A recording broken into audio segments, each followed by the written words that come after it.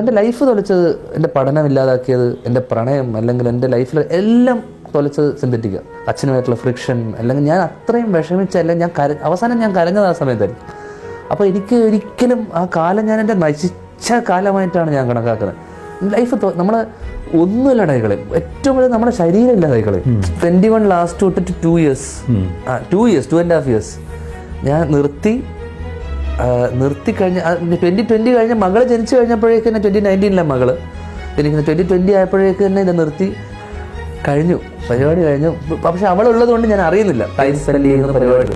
ഞാൻ എൻ്റെ കോളേജ് സമയത്ത് ഞാൻ സിന്തറ്റിക്, കാരണം ഞാൻ ഭീകരമായിട്ട് സിന്തറ്റിക് യൂസ് ചെയ്തുകൊണ്ടിരുന്നതാണ്. ഭീകരം എന്ന് വെച്ചാൽ തിന്നുന്ന പോലെയായിരുന്നു. അങ്ങനെ നമ്മൾ 19, 20, 21 കാരണം സിന്തറ്റിക്കും കൂടെ വന്നപ്പോഴാണ്, മദ്യവും സിന്തറ്റിക്കും കൂടെ ഉള്ള സമയത്തായിരുന്നു എനിക്ക് ഈ പറഞ്ഞ അച്ഛനായിട്ടുള്ള ഇതിൻ്റെയൊക്കെ പ്രശ്നം വെച്ചാൽ. അല്ലെങ്കിൽ ശ്രീനിവാസനെ ഒരാൾ ഫോൺ വിളിച്ച് ചീത്ത വിളിക്കുമോ? ഒരിക്കലും പറ്റില്ല. ഒരു മലയാളി ചെയ്യൂല, അല്ലെങ്കിൽ ഒരാൾക്കും പറ്റില്ല. സ്വന്തം മകൻ അങ്ങനെ ചെയ്യാന്ന് പറയുമ്പോൾ അപ്പോൾ ഇതിൻ്റെ ഒരു ഇൻഫ്ലുവൻസ് എനിക്കുണ്ടായിരുന്നു ഭീകരമായിട്ട്. ഞാൻ ചെയ്യുന്നതെന്ന് എനിക്ക് വലിയ ഒരു പിടുത്തമില്ല. പെട്ടെന്നുള്ള അഡ്രിനലിൻ റഷ്, എന്ത് പറയുന്നതെന്ന് അറിയില്ല, ഔട്ട് ബേസ്റ്റ് ഇതായിരുന്നു അന്നത്തെ. ഇന്ന് അതിൻ്റെ ഒരു ശതമാനം പോലും ഇല്ല. കാരണം സിന്തറ്റിക് ഇറങ്ങിപ്പോയില്ലെങ്കിൽ, ശരീരത്തിനകത്ത് പോയില്ലെങ്കിൽ ഇതിങ്ങനെ കിടക്കും, ബ്ലഡിൽ ഇങ്ങനെ കിടക്കുന്നു പറഞ്ഞാൽ ഇതിങ്ങനെ റഷ് ഇടക്കിടക്ക് ഈ സാധനം. അപ്പം നമ്മളെ ഭയങ്കര സുപ്പീരിയോറിറ്റി സാധനം കയറും. ഇത് നമ്മളെന്തോ സംഭവമാണെന്നുള്ളൊരു സാധനം ഒന്നുമല്ല. നമ്മൾ ഇത് അടിക്കുമ്പോൾ മാത്രമേ ഉള്ളൂ. ലഹരി മരുന്ന് ഉപയോഗത്തിനെതിരെ സ്കൂൾ വിദ്യാർത്ഥികൾക്ക് ശരിയായ ഉപദേശം നൽകാൻ സർക്കാർ ധ്യാൻ ശ്രീനിവാസനെ ഔദ്യോഗികമായി ഉപയോഗപ്പെടുത്തണം. അതിന് ഒരു പരിധിവരെ ധ്യാൻ ശ്രീനിവാസന് കഴിയും. കാരണം ഇദ്ദേഹം ലഹരി മരുന്നിന്റെ അനിയന്ത്രിതമായ ക്രൂര വികാരങ്ങൾക്ക് ഇരയായി കഴിഞ്ഞ വ്യക്തിയാണ്. അതിൽ നിന്നും മുക്തി നേടുകയും അത് ഉപയോഗിച്ചാലുള്ള ദോഷങ്ങൾ എന്തൊക്കെയാണ്, അല്ലെ ഭീകരത എന്തൊക്കെയാണെന്നൊക്കെ വ്യക്തമായി അനുഭവസ്ഥനായ ഒരു വ്യക്തിയാണ് ധ്യാൻ ശ്രീനിവാസൻ. അദ്ദേഹം തന്നെയാണ് ഇത് വെളിപ്പെടുത്തിയത്. അത് നമ്മൾ കണ്ടതാണ്.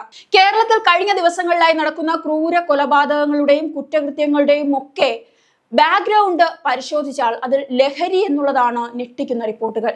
മാതാപിതാക്കൾക്കോ അധ്യാപകർക്കോ ഇടപെടാൻ കഴിയാത്ത രീതിയിൽ മയക്കുമരുന്ന് ഉപയോഗം സ്കൂൾ കുട്ടികളുടെ ഇടയിൽ പോലും അതിഭീകരമായി, ചെറിയ കുട്ടികളുടെ ഇടയിൽ പോലും അതിഭീകരമായി വ്യാപിച്ചു കഴിഞ്ഞു. ലഹരിയുടെ ഒഴുക്ക് തടയേണ്ടത് ആരാണോ ആ വ്യക്തികൾ തന്നെ അതിന്റെ വളർച്ചയെ സഹായിക്കാൻ ഉള്ളപ്പോൾ ഒരിക്കലും ഇത് തടയുക എന്നുള്ളത് വാസ്തവമാണ്. ഇനി കുട്ടികളെ ഇതിൽ നിന്നും എങ്ങനെ പിന്തിരിപ്പിക്കാൻ കഴിയുമെന്ന നടപടികൾ അതിവേഗം സ്കൂളുകൾ കേന്ദ്രീകരിച്ച് തന്നെ ചെയ്യണമെന്നുള്ളതാണ് ഏറ്റവും വലിയ പോംവഴി. അതിന് ഏറ്റവും നല്ല രീതിയിൽ സർക്കാർ ഔദ്യോഗികമായി തന്നെ ലഹരി വിരുദ്ധ ക്ലാസുകൾ നടത്താൻ തയ്യാറാകണം. അതിൽ നടൻ ശ്രീനിവാസന്റെ മകനെ ധ്യാൻ ശ്രീനിവാസനെ ഉപയോഗിക്കണം എന്നുള്ളതാണ്. കാരണം ഇദ്ദേഹം അതിനൊരു വ്യക്തിയാണ്, ഒപ്പം യുവഹൃദയങ്ങളെ കയ്യിലെടുക്കാൻ കഴിവുള്ള ഒരു വ്യക്തിയും കൂടെയാണ്.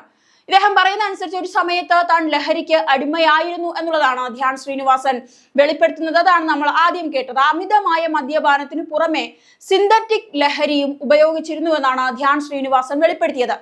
റീഹാബിലിറ്റേഷന്റെ അവസാന ഘട്ടത്തിലായിരുന്നു താനെന്നും വിവാഹവും മകളുടെ ജനനവും സിനിമയിൽ തിരക്കേറിയതുമൊക്കെ ലഹരി ഉപയോഗത്തിൽ നിന്നും തന്നെ രക്ഷപ്പെടാൻ ഏറെ സഹായിച്ചുവെന്നുമാണ് ധ്യാൻ ശ്രീനിവാസൻ പറയുന്നത്. ഇദ്ദേഹത്തിന്റെ വാക്കുകൾ തന്നെ വ്യക്തമായി പറഞ്ഞാൽ 2013 ശേഷം ഞാൻ മദ്യപാനം കുറച്ചു തുടങ്ങി. പിന്നീട് ഓർഗാനിക് ലഹരി മരുന്നിലേക്ക് കടന്നു. 2018 സിന്തറ്റിക് ഉപയോഗിച്ചു തുടങ്ങി. കോളേജ് കാലഘട്ടത്തിൽ നിർത്തിയതായിരുന്നു ഇത്. മദ്യവും സിന്തറ്റിക് ലഹരിയും വന്നതോടെയാണ് അച്ഛനുമായി കടുത്ത പ്രശ്നങ്ങൾ വരുന്നത്. ഇതൊന്നും ഒരിക്കലും ചെയ്യാൻ പാടില്ല എന്നുള്ളത് ഞാൻ ഇപ്പോൾ മനസ്സിലാക്കുന്നു. നമ്മൾ എന്താണ് പറയുന്നത് എന്ന് പോലും അറിയാൻ പറ്റില്ല ഈ ലഹരികളൊക്കെ ഉപയോഗിച്ചാൽ. നമ്മൾ എന്തോ സംഭവമാണ് അത് ഉപയോഗിക്കുമ്പോൾ നമ്മൾ തന്നെ വിചാരിക്കുന്നു മലയാള സിനിമയിൽ ഓർഗാനിക് ഒന്നും ആർക്കും വേണ്ട, എല്ലാവർക്കും സിന്തറ്റിക് ലഹരി മതി. എൻ്റെ ജീവിതം തുലച്ചത് ഈ സിന്തറ്റിക് ലഹരി ഉപയോഗമാണ്, അതെന്റെ നശിച്ച കാലമായിരുന്നു എന്നാണ് ധ്യാൻ പറയുന്നത്. അവസാനം ഞാൻ കരഞ്ഞതുപോലും ആ സമയത്താണ്. നമ്മുടെ ശരീരവും ഇത് ഇല്ലാതാക്കി കളയും. 2019 തൊട്ട് 2021 വരെ ഞാനത് ഉപയോഗിച്ചു. എല്ലാ ദിവസങ്ങളും ഉപയോഗിക്കുമായിരുന്നു. അന്ന് കൂടെ ഉണ്ടായിരുന്നവർക്ക് അസുഖം വന്നു തുടങ്ങി, എല്ലാ ബന്ധങ്ങളും ഇല്ലാതായി. അന്ന് ഉണ്ടായിരുന്നവർ ഇപ്പോൾ എവിടെ ഉണ്ടെന്ന് പോലും തനിക്ക് അറിയില്ല. തന്റെ ജീവിതത്തിലെ മോശം കാലഘട്ടത്തെ കുറിച്ചാണ് ധ്യാൻ ഈ വാക്കുകളൊക്കെ പറയുന്നത്. ഇതിനോടൊപ്പം തന്നെ ഒരു കാര്യം കൂടെ പറയേണ്ടതുണ്ട്. ചിലരെങ്കിലും മനസ്സിലാക്കില്ല, എന്താണ് ഈ സിന്തറ്റിക് ഡ്രഗ്? അതായത് സൈക്കോ ആക്റ്റീവ് ലഹരി വസ്തുക്കളെയാണ് NPS എന്ന് പറയുന്ന ഈ സിന്തറ്റിക് ഡ്രഗുകൾ എന്ന് പറയപ്പെടുന്നത്. എന്തൊക്കെയാണ്? കഞ്ചാവ്, കൊക്കൈൻ, MDMA, LSD പോലുള്ള നിലവിലുള്ള നിയമവിരുദ്ധ മയക്കുമരുന്നുകളെല്ലാം ഇത് തന്നെയാണ്. ഇങ്ങനെ ഉള്ളവയാണ് ഈ നിലവിലുള്ള മരുന്നുകളുടെ രാസഘടനയിൽ മാറ്റം വരുത്തിയോ പൂർണ്ണമായും പുതിയ സംയുക്തങ്ങളൊക്കെ വെച്ച് വികസിപ്പിച്ചോ നിയമപരമായ നിയന്ത്രണങ്ങളെ മറികടക്കാൻ ഈ സിന്തറ്റിക് ഡ്രഗുകളുടെ നിർമ്മാതാക്കൾ ശ്രമിക്കാറുണ്ട്. സിന്തറ്റിക് ഡ്രഗുകൾ സാധാരണയായി പൊടികൾ രൂപത്തിൽ കിട്ടും, ഗുളിക രൂപത്തിൽ കിട്ടും, അല്ലെങ്കിൽ തന്നെ ഈ ദ്രാവക രൂപങ്ങളിലും ഇതിപ്പോൾ വിൽക്കപ്പെടുന്നുണ്ട്. അങ്ങേയറ്റം അപകടകരവും ഉപയോക്താക്കൾക്ക് ദോഷകരവുമായ പ്രത്യാഘാതങ്ങൾ ഉണ്ടാക്കുന്ന സിന്തറ്റിക് ഡ്രഗുകളാണ് ഇപ്പോൾ നിലവിലുള്ളത്. ഈ സിന്തറ്റിക് മരുന്നുകളുടെ ദോഷഫലങ്ങൾ എന്തൊക്കെയാണെന്നും കൂടി പറയാം. അതായത് സിന്തറ്റിക് ഡ്രഗുകൾ പ്രവചനാതീതവും അതികഠിനവുമായ ആരോഗ്യ പ്രത്യാഘാതങ്ങൾ ഉണ്ടാക്കാം. സിന്തറ്റിക് ഡ്രഗ് പലപ്പോഴും രഹസ്യ ലാബുകളിലാണ് നിർമ്മിക്കപ്പെടുന്നത്. അവയുടെ രാസഘടനകൾ വ്യാപകമായി വ്യത്യാസപ്പെട്ടിരിക്കുന്നു. അതായത് ഉപയോക്താക്കൾക്ക് അവർ കഴിക്കുന്ന മരുന്നിൽ എന്തൊക്കെ രാസവസ്തുക്കൾ അടങ്ങിയിട്ടുണ്ടെന്നോ അത് എത്രത്തോളം പ്രത്യാഘാതങ്ങൾ ഉണ്ടാക്കുമെന്നോ അത് എത്രത്തോളം നമ്മുടെ ശരീരത്തിന് ദോഷകരമാണെന്നോ ഒന്നും തന്നെ അറിയാനേ കഴിയാത്ത തരത്തിലാണ് ഈ ഡ്രഗുകൾ ഉണ്ടാക്കുന്നത്. ഉയർന്ന രക്തസമ്മർദ്ദം, ഛർദി, ദ്രുതഗതിയിലുള്ള ഹൃദയമിടിപ്പ്, വൃക്കയ്ക്ക് തകരാറുകൾ ഉണ്ടാകുന്നതോ, സ്ട്രോക്ക്, അപസ്മാരം എന്നിങ്ങനെയുള്ള പ്രത്യാഘാതങ്ങളിലേക്ക് പൂർണ്ണമായ ഒരു മനുഷ്യ ശരീരത്തെ തള്ളിവിടുന്ന ജീവന് തന്നെ ഭീഷണിയാകുന്നതാണ് ഈ സിന്തറ്റിക് ഡ്രഗുകൾ.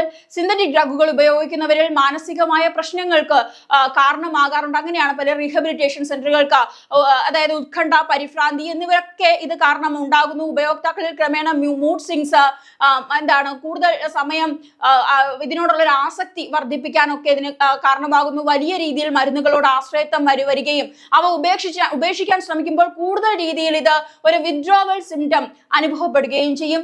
ഈ മരുന്നുകൾ ദീർഘകാല പാർശ്വഫലങ്ങൾക്ക് കാരണമാകും. ഏറെ നാൾ ഈ മരുന്നുകൾ ഉപയോഗിക്കുന്നത് ബുദ്ധിപരമായ വൈകല്യങ്ങൾ, മാനസികാരോഗ്യ തകരാറുകൾ, മറ്റ് ആരോഗ്യ പ്രശ്നങ്ങൾ എന്നിവയിലൊക്കെ നയിച്ചേക്കാം. ഇതെന്തുകൊണ്ട് ഇത്ര ഡീറ്റെയിൽ ആയി പറയുന്നു പറഞ്ഞാൽ ഈ സിന്തറ്റിക് ഡ്രഗുകൾ പലപ്പോഴും കഞ്ചാവ്, കൊക്കെയിൻ, MDMA, LSD എന്നിവയേക്കാൾ വലിയ ശക്തമാണ്. അതിനാൽ തന്നെ ഈ അമിതമായ ഡോസിൽ ഇവ കഴിച്ചാൽ കോമ അല്ലെങ്കിൽ മരണം വരെ സംഭവിക്കാം. നമ്മുടെ കുട്ടികൾക്കൊക്കെ ഇത് വലിയ സുലഭമായി തന്നെ നമ്മൾ അറിയാതെ തന്നെ ലഭിക്കുന്നുണ്ട് എന്നുള്ളത് ഒരു വാസ്തവമാണ്. അതുകൊണ്ട് കൂടെയാണ് ഇതിൽ നിന്നൊക്കെ മുക്തി നേടുക. ഇത് തന്നെയാണ് ഇന്നത്തെ കേരളത്തിലെ ഏറ്റവും പ്രധാനപ്പെട്ട പ്രശ്നം. ഇവിടുത്തെ അക്രമം, ഏത് കുറ്റകൃത്യങ്ങൾ, കൊലപാതകങ്ങൾ എല്ലാം ഈ കൊച്ചു കുട്ടികൾ വരെ ചെയ്യുന്നതെല്ലാം ഇതിന്റെ ഈ സിന്തറ്റിക് ഡ്രഗുകളുടെ ഒരു നല്ലൊരു ശതമാനം ഇതിന്റെ ഇത് പിൻബലമുണ്ട് എന്നുള്ളതാണ് പല റിപ്പോർട്ടുകളും സൂചിപ്പിക്കുന്നത്. അതുകൊണ്ട് ഇത് കൃത്യമായ നിരീക്ഷണങ്ങളിലൂടെയും അല്ലെങ്കിൽ ഇത്തരത്തിലുള്ള അനുഭവസ്ഥരായ അല്ലെങ്കിൽ സോഷ്യൽ മീഡിയയിൽ അല്ലെങ്കിൽ നമ്മുടെ ആർട്ടിസ്റ്റ് ആയിട്ടുള്ള ഒരു ധ്യാൻ ശ്രീനിവാസനെ പോലെയുള്ള അനുഭവസ്ഥരായ അല്ലെങ്കിൽ ജീവിതം